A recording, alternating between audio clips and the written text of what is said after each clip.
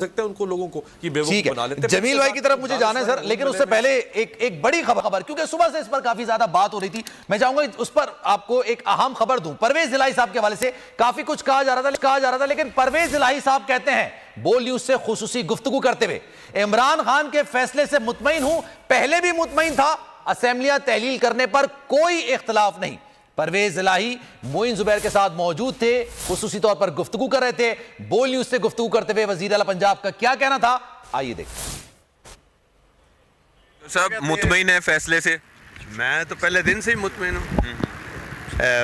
बड़ा पुराना उनके साथ है, उनको उनकी सपोर्ट में, और अल्हम्दुलिल्लाह बिल्कुल सब मुतमईन हैं।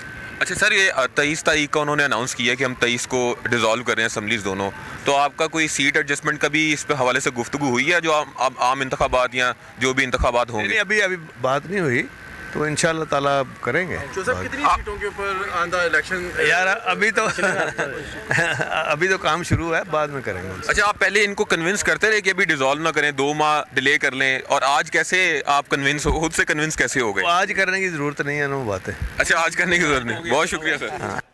कन्विंस करने की जरूरत है। खैर, परवेज इलाही साहब की गुफ्तगू आपने मुलाहिजा की, जो फैसला किया